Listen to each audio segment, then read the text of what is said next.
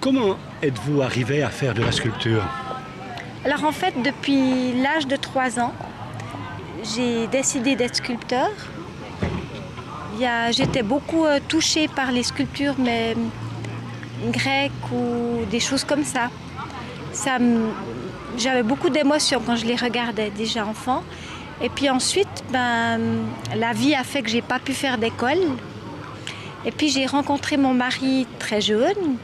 Et lui, il peignait sur les motos, il faisait des dessins. Puis en fait, on a ouvert un atelier de peinture sur les motos. On faisait des aigles, des femmes et tout, au pinceau aérographe. Et pour mes 29 ans, il m'a offert de la terre parce que je lui disais que je rêvais toujours plus de faire de la sculpture, ça m'obsédait. Puis j'ai commencé comme ça, puis j'en ai fait, mon mari m'a aidé et tout. Puis à force de rater, réussir, ben voilà. Maintenant, on fait que ça, sculpture et peinture. Et visiblement dans le figuratif, hein? Pourquoi? Oui, alors en fait, ce que je veux exprimer, j'arrive à le faire par l'art figuratif ou du merveilleux.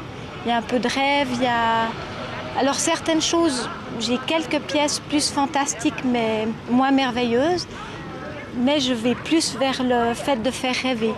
En fait, c'est un peu mon but, ou de montrer certaines choses avec une certaine poésie ou certains mouvements, où la musique m'inspire beaucoup aussi. Alors pour le moment, c'est plutôt figuratif. Et du bronze? Aussi un matériel que vous aimez bien? Oui, alors la sculpture avant tout, c'est la forme, mais c'est beaucoup le toucher aussi. Puis le bronze, le charme qu'il a, il a aussi quand le soleil, la lumière se pose dessus, il y a quand même un reflet du métal, il y a quelque chose qui est différent, que j'aime beaucoup.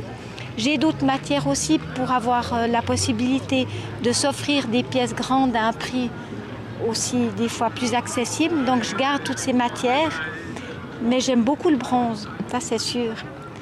Et puis un des points aussi je trouve important, c'est que le bronze, on peut vraiment le toucher sans souci. Si c'est une céramique, on a peut-être peur de casser et tout. Le bronze, vous pouvez le toucher totalement. Et la sculpture, pour moi, c'est vraiment un art qui se regarde avec les mains. Votre mari joue un rôle très important aussi dans le développement de votre profession. Oui, alors tout à fait. En fait, on travaille ensemble dans le même atelier.